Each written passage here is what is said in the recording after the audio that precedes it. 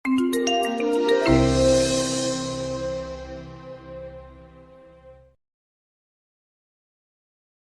Ibu, oke, Sudah ya, mendengar, ya, Bu? terima kasih Pak Lukman. Sebenarnya tadi kita dihadapkan oleh isu lagi ya Pak Lukman, security, tiba-tiba ada penyusup gitu ya Pak. Nah, sesuatu yang menjadi digital itu nanti tantangannya adalah masalah security sih Pak ya. Tadi kita barusan mengalami, saya juga kaget, ini apa? Oh ternyata oke, ini pasti ada penyusup gitu. Oke. Nah, selamat siang menjelang sore Bapak Ibu. Assalamualaikum warahmatullahi wabarakatuh. Perkenalkan saya Eka Miranda. Saya faculty member di School of Information System Binus University.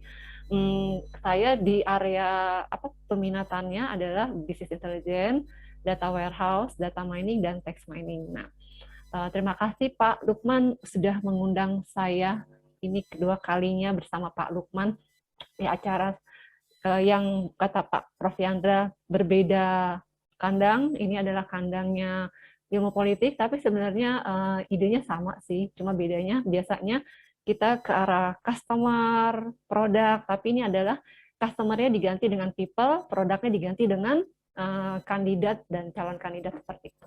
Nah, saya sifatnya sharing ya Bapak Ibu. Ini peranan big data pada pemilihan umum. Tadi Prof. Yandra sudah menjelaskan secara garis besar seperti apa. Kemudian tadi Bu Ayu juga sudah menjelaskan ke arah AI. Nah, saya sekarang menjelaskannya ke arah big data.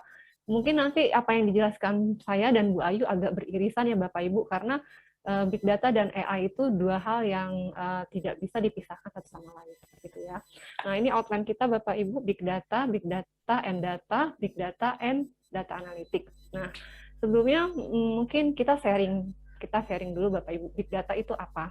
Nah, big data kalau dari sumber yang saya peroleh dari Gartner, secara gampangnya lah ya Bapak Ibu kita ngomong adalah dia berupa informasi, aset berupa informasi yang bervolume tinggi, kemudian karena volumenya tinggi itu menuntut bentuk pemrosesan informasi yang inovatif, di mana pemrosesannya nggak mungkin dilakukan oleh manusia, pasti dia membutuhkan mesin, sehingga nanti di situ muncul istilah yang namanya machine learning dan algoritma-algoritma kecerdasan buatan seperti yang tadi udah dijelaskan sama Bu Ayu.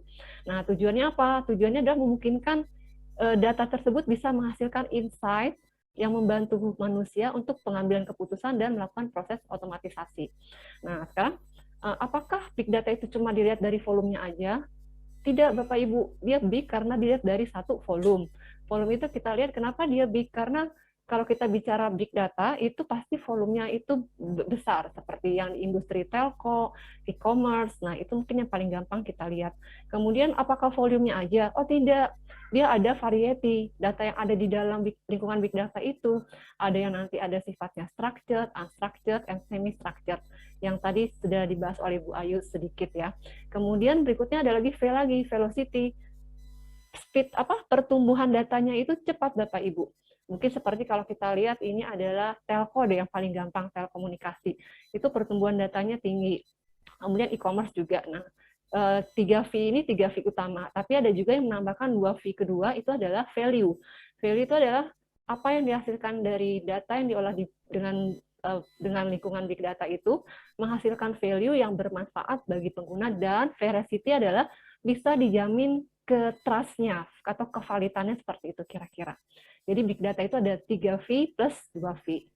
Nah, sekarang ekosistem big data Bapak Ibu. Ekosistem big data itu apa di dalamnya? Pertama, pasti data itu sendiri. Datanya, sumber datanya itu seperti apa. Kemudian ada proses data akuisisi. Di situ nanti ada yang namanya kita menarik dari data sumber, kita akuisisi, kita tarik ke tempat penyimpanan data, yaitu di data storage. Data storage-nya bisa data warehouse atau database relasional. Kemudian yang paling penting adalah data analitiknya Bapak Ibu, di mana data itu bisa dianalitik untuk menghasilkan sesuatu yang membantu pengambilan keputusan. Nah, yang Bu Ayu tadi Bu bahas. Eka, slide-nya nggak jalan itu. Mungkin Oh sama iya, dengan saya tadi oh ya. iya, ya maaf, maaf. Berarti saya minta Atau tolong beda? Pak itu. Nah, Nah, ini sekarang udah sekarang jalan. udah jalan ya Pak? Oh, Ya, mungkin oke. koneksi kan. Sekarang sudah jalan Bapak Ibu. Ini tadi Big Data 3V ya Bapak, 3V plus 2V. Nah, sekarang ini ekosistemnya. Ada datanya itu sendiri, terus ada data akuisisi, bagaimana data itu ditarik dari sumbernya ke tempat penyimpanan, tempat penyimpanannya adalah data storage. Kemudian berikutnya adalah datanya di analitik, tadi seperti yang Bu Ayu jelaskan dengan pendekatan AI, itu datanya di analitik, dan terakhir adalah visualisasi. Nah, mungkin nanti yang di slide saya ini, saya fokusnya ke data source sama data analitik ya Bapak Ibu. Nah, sekarang slide-nya udah pindah belum Pak Lukman? Slide-nya udah pindah belum Pak? Udah ya? Oh, mungkin masalah delay koneksi, nggak apa-apa. Oke, sekarang kita lanjutkan ya Bapak Ibu. Datanya sendiri, data itu seperti apa? Kalau di lingkungan big data, data itu dikenal ada 3 Bapak Ibu. Pertama yang structured. Yang structured itu mungkin Bapak Ibu gampangnya bayangkan data yang disimpan di table Excel atau table-table database. Itu dia structured karena memiliki struktur yang jelas. Misalnya NIK itu karakter 20 digit. Semua NIK penduduk Indonesia itu harus karakter 20 digit kayak gitu, seperti itu Bapak Ibu. Yang kedua adalah semi unstructured. Semi unstructured ini paling gampang Bapak Ibu bayangkan email Bapak Ibu. Bapak Ibu itu email Bapak Ibu adalah semi unstructured. Kenapa semi unstructured? Karena pertama, secara struktur email itu punya struktur. Ada to-nya, ada CC-nya, ada from-nya, ada subjek-nya, sama ada isinya. Makanya dibilang structured dan unstructured-nya tuh gimana? Yang di bagian isi emailnya Bapak Ibu bisa menuliskan apa saja, simbol-simbol, insert gambar, segala macam. Nah, itu yang semi unstructured. Kemudian yang terakhir nih Bapak Ibu, yang banyak sekarang dihasilkan. Karena, apa Pak? Belum jalan ininya, Iya, PPT-nya. masih unstructured data kan Pak? Oke. Iya, masih. Oke. Yang Ekosistem terakhir, sekarang tampil ekosistem. Oh, delay dia ya. Oke, sekarang udah unstructured. Apa mungkin saya tampilannya ini aja ya, begini aja kali ya Pak. Mungkin lebih gampang jalannya ya. Ya. Nah, sekarang cukup besar ya. Ya, saya tutup. Oke, Bu. Nah, oke. Nah, sekarang berikutnya adalah yang unstructured. Unstructured ini yang banyak dihasilkan sekarang karena berkembangnya IoT Bapak Ibu. Di sini ada gambar, ada suara, ada video, segala macam. Nah, ini data-datanya yang dikenal di lingkungan big data. Nah, terus berikutnya adalah ini, data collection-nya. Datanya itu bisa diperoleh dari mana aja. Saya cuma ambil contoh beberapa ya Bapak Ibu. Data collection-nya bisa kita tarik dari Play Store Bapak Ibu. Di Play Store itu kan misalnya Play Store Tokopedia. Kita kan bisa kasih review ya Bapak Ibu ya. Kasih komen, kasih review, terus kasih apakah bintang 1, 2, 3, 4, 5. Ini kita bisa ambil untuk kita collection datanya. Ini datanya sifatnya berarti termasuk teks. Terus yang kedua itu adalah tweet-tweet. Tweet-tweet di Twitter, kita bisa juga tarik. Ada Twitter API, ada API juga untuk Google, itu juga ada. Nah, ini juga bisa yang dari Twitter kita tarik datanya.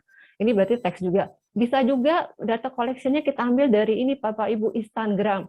Kalau dari Instagram, selain kita bisa ambil isi postingan dalam bentuk tulisan atau teks, kita bisa juga ambil gambar. Dari gambar itu tadi kata Bu Ayu, kita bisa tahu behavior orang. Si Eka ini suka posting gambar apa? Oh, gambar-gambar makanan. Oh, berarti dia preferensinya nih suka makanan, seperti itu kayak gitu. Seperti itu Bapak Ibu. Nah, terus yang terakhir kita bisa juga collection data dari Facebook. Nah, dari Facebook ini ada API-nya Bapak Ibu. API itu adalah interface untuk kita menarik data. Di sini kalau dari Facebook yang saya baca di internet, selain kita bisa ambil komen-komen people yang ditulis di Facebook, kita juga bisa menganalisa namanya pertemanan mereka, atau kita istilah namanya social network analysis. Itu kalau kita gambarkan dalam bentuk graf, Bapak Ibu, kita bisa kelihatan nih, siapa yang menjadi sentral dari pertemanan. Kemudian dia berteman dengan siapa, dan siapa itu bisa. Nah, ini ada API-nya juga. Nah, memang kalau Twitter sih kemarin ke pengalaman murid saya, mengerjakan tugas akhir, Twitter agak membatasi API-nya, tapi pasti mahasiswa itu lebih kreatif ya Bu Ayu, dia pasti dapatlah tuh API terbaru sehingga yang tadinya dibatasi oleh Twitter bisa keambil deh tuh datanya gitu. Mungkin yang teman-teman yang muda-muda di sini bisa diandalkan untuk ambil data ini Bapak Ibu. Nah, terus kita kaitannya dengan analitik nih Bapak Ibu. Mungkin saya sampaikan insight dulu ya Bapak Ibu. Analitik itu ada 3 level Bapak Ibu. Yang pertama deskriptif. Deskriptif ini adalah mendeskripsikan sesuatu objek. Misal, deskriptif itu adalah mendeskripsikan keterkaitan seseorang, apakah ada keterkaitan seseorang membeli roti dengan membeli selai. Itu namanya, kalau di data mining namanya asosiasi. Atau kalau kita masuk ke arah politik, keterkaitan asosiasi orang tergabung dengan organisasi tertentu dengan nanti dia akan memilih kandidat siapa di pemilu. Nah, itu deskriptif sifatnya Bapak Ibu analitiknya. Dari situ, dari keterkaitan itu kita bisa hitung korelasinya, apakah korelasinya positif atau negatif antara ikut membeli roti dan membeli selai. Kemudian kita juga bisa hitung namanya kepercayaannya, tingkat kepercayaannya. Itu kita analisa secara deskriptif. Analisa deskriptif ini bisa dilakukan untuk data yang tadi structured, unstructured, sama semi-unstructured. Terus yang berikutnya, analisa tingkat yang lebih tinggi adalah Bapak Ibu prediktif. Kita memprediksikan sesuatu. Nah, ini sering digunakan di kehidupan sehari-hari Bapak Ibu. Mungkin yang paling kemarin COVID itu adalah yang alat Ginos. Di alat itu sudah ada data orang-orang dengan profil-profil kondisi kesehatan orang-orang yang sudah dilabelkan ini COVID dan ini tidak COVID. Kemudian muncullah seseorang yang diperiksa dengan aplikasi Ginos tersebut, misalnya si Adi. Si Adi itu kan belum ketahuan Bapak Ibu apakah dia COVID atau tidak. Nah, dengan dimasukkan ke sistem yang dengan analitik prediktif, si Adi itu bisa diprediksi, oke, Adi kamu diprediksikan COVID dengan akurasi sekian. Nah, seperti itu. Ini yang prediktif. Nah, yang berikutnya adalah preskriptif Bapak Ibu. Kalau prediktif itu kan hanya memprediksi apa yang terjadi, apa yang akan terjadi. Nah, kalau preskriptif ini adalah apa yang akan kita lakukan kemudian. Nah, paling gampang mungkin kayak gini. Setelah kita tahu ada keterkaitan antara pembeli membeli roti dan membeli selai, di deskriptif analisis, di preskriptif itu kita bisa pikirkan apa tindakan selanjutnya. Mungkin preskriptif ini bisa dilakukan oleh mesin, berarti berupa suggestion, jadi dia memberi suggestion, oke, kayaknya kita perlu membundling, ini biasanya digunakan di retail untuk ini Bapak Ibu, cross-selling atau market basket analysis. Oke, berdasarkan temuan kalau orang membeli selai maka akan membeli roti, maka suggestion-nya adalah kita banding deh paket roti di dalam selai atau selai di dalam roti. Atau bisa juga preskriptifnya ini dilakukan oleh manusia, bisa juga Bapak Ibu seperti itu. Nah, sekarang, gimana contoh case-nya Bapak Ibu? Nah, ini ada contoh Bapak Ibu untuk structured data dan analitiknya. Ini paper judulnya Participation Anticipating in Election Using Data Mining Method. Dia yang dilakukan adalah mengantisipasi atau memprediksi behavior people dalam penelitian. Nah, ini sumber datanya dari tabel Bapak Ibu, mungkin tabel apa gitu ya, dari dikumpulkan datanya. Di sini bisa dilihat ini, seseorang akan dikelompokkan menjadi dua kelas. Satu kelas yang akan berpartisipasi di pemilu, itu kolomnya warna merah ya Bapak Ibu. Satu lagi kelas yang tidak akan berpartisipasi di dalam pemilu. Berdasarkan apa nih? Satu, dilihat dari umurnya. Dua, dari pendidikannya, pekerjaannya, potensial political orientation-nya, dan sebagainya. Itu yang kotak warna biru. Nah, si mesin ini udah belajar nih Bapak Ibu, udah punya pola. Oh, yang akan masuk kelas berpartisipasi itu seperti ini polanya. Yang tidak akan berpartisipasi ini seperti ini polanya. Dia udah punya pola dari namanya data belajar Bapak Ibu, data training. Nah, kemudian datanglah si Eka nih, si Eka ini belum ketahuan nih apakah dia akan partisipasi atau enggak. Dimasukkan ke sistem ini, kita input deh datanya si Eka dari umurnya, degree-nya, sampai attitude for candidate. Nanti bisa dapat prediksinya, oke, si Eka akan diprediksikan akan ikut pemilu dengan akurasi sekian persen gitu. Seperti itu Bapak Ibu kegunaannya. Nah, terus yang berikutnya kalau untuk yang semi unstructured, ini ada penelitian yang dilakukan di Pakistan, judulnya Leveraging Big Data for Political Predicting General Election in Pakistan Using Novel Rich Model. Nah, di sini perbedaannya apa dengan saat sebelumnya? Di sini data yang digunakan beragam. Ada yang structured itu diperoleh dari historical voting data ini. Kemudian ada juga yang unstructured dari komen-komen di Twitter. Data itu kemudian digabungkan jadi satu, kemudian kita analisa pakai statistik, kemudian dianalisa lagi pakai Bayes model, ini yang teknik machine learning dan artificial yang tadi Bu Ayu sampaikan, di situ ada di dalamnya.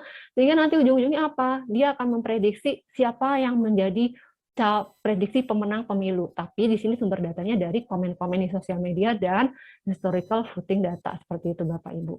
Nah, terus yang terakhir ini yang sumber datanya dari unstructured, seperti komen-komen di sosial media. Nah, ini ada penelitian yang judulnya Prediction and Analysis of Indonesia Presidential Election from Twitter using Sentiment Analysis.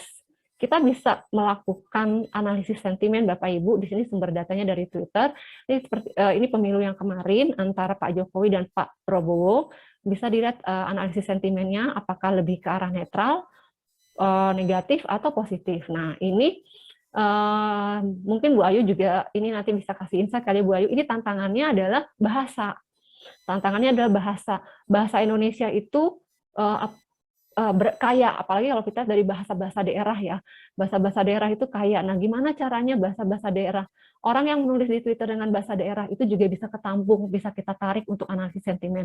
Selain yang menggunakan bahasa Indonesia. Bahasa Indonesia pun kadang bahasa Indonesianya nggak baku. Pakai bahasa-bahasa yang anak-anak sekarang. Pakai simbol-simbol. Nah, gimana nih tantangannya? Ini tantangan sentimen analisis seperti itu, Bapak Ibu, terkait dengan bahasa. Seperti itu. Nah, terus berikutnya ini. Geospasial dan data analitik. Di sini penelitian di Kenya, judulnya adalah Distributed Geospatial Information System for Managing Election Case Study of Kenya. Yang dilakukan adalah yang seperti tadi Bu Ayu udah jelaskan, pemantau pemilu kan itu kan petugas KPUD ya bisa mencatat surat suara yang masuk dan pemilih A berapa, pemilih B berapa. Nah, petugas pemilu itu bisa mengirimkan hasil pemilunya. Tadi kalau pakai pendekatan Bu Ayu bisa berupa foto, bisa berupa suara, nanti dipetakan ke dalam bentuk peta geografis, Bapak Ibu. Jadi kita bisa lihat sebarannya secara peta geografis. Kita lebih gampang lihatnya kalau dalam peta geografis seperti itu. Ini kaitannya dengan geospasial dan data analitik. Oke. Sampai di sini mungkin dari saya Bapak Ibu. Kalau masih ada waktunya, mungkin saya bisa lihatkan video ini ya kali Bapak Ibu ya. Silakan videonya Bu. Oke. Makasih Pak. Oh udah ada di sini. Saya buka. Oke. Ini videonya pendek kok.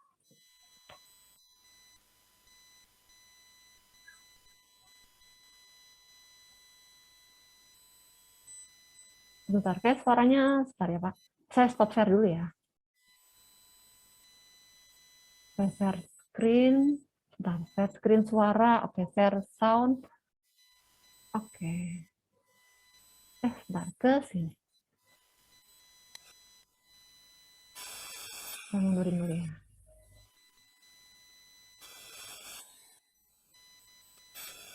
Suaranya terdengar Bapak Ibu? Oh ya, maaf saya mute. Vital to win votes. Every vote counts in an election. Knowing the elector and adapting your message accordingly are vital to win votes. In the 50s in the United States, politicians became a product and voters their target market. Polls and TV spots became the tools of political marketing. In 2008, Barack Obama's campaign marked a turning point in which social media and big data were deployed in particular. Big data is basically an enormous database, extremely diverse and precise. It can be public like electoral lists or private, information collected by companies via social networks, online purchases or browser history revealing tastes and habits. This multitude of data analysed by special software can form a detailed profile of each citizen, categorising them into groups and subgroups, such as technophobic singletons, ecologically minded seniors, or trendy cultured families. Obama gathered data on 220 million people, almost the entire electorate, by cross-referencing his own database with commercial, ethnic and religious information. His teams identified undecided voters and opposition supporters, enabling them to prioritise key areas and go door-to-door among undecided voters using arguments tailored to individual profiles. Donald Trump and Hillary Clinton used these techniques, as did Nicolas Sarkozy in 2016. For the 2017 French presidential election, a number of candidates are using analytical software to manage their contact base and canvass voters with targeted emails. In Europe and France in particular, data protection laws limit the use of big data to an extent. In theory, at least, citizens need to give their permission for personal information to be used, but in practice, these rules are often bypassed. Oke, tadi menarik ya Bapak Ibu. Pertama, bagaimana mengumpulkan datanya. Ini jadi tantangan berat untuk kita. Saldo kehilangan karena Oh, HP sebentar. hilang, tenang, ada jaminan saldo Mungkin dari video tadi mungkin kita bisa dapat dua kali Bapak Ibu ya. Pertama, mengumpulkan datanya. Mengumpulkan datanya itu memang akan jadi pekerjaan berat bagi kita, mengumpulkan data seperti apa. Terus yang kedua tadi menarik, kita mulai berpikir seperti ilmu orang marketing mungkin. Jadi kita anggap kandidat itu sebagai produknya, dan people itu adalah sebagai customer-nya. Nah, ilmu marketing mungkin kita bisa terapkan di sini kali Pak Lukman. Jadi seperti ilmu marketing, jadi seperti jangan seperti bukan kalau selama ini kayaknya kalau Amerika mungkin udah memang seperti itu ya. Jadi dia seperti memarketingkan produknya, di mana produknya itu adalah kandidat-kandidat tersebut, dan yang harus digali kesukaannya apa, preferensinya apa itu adalah customer-nya di sini adalah people-nya ini, kita ini penduduk Indonesia, kira-kira seperti itu. Oke, terima kasih Pak Lukman, Bapak Ibu semuanya. Assalamualaikum warahmatullahi wabarakatuh. Waalaikumsalam warahmatullahi wabarakatuh. Makasih Ibu Eka Miranda, luar biasa pemaparannya dan mudah-mudahan ini jadi ilmu bagi kita semua.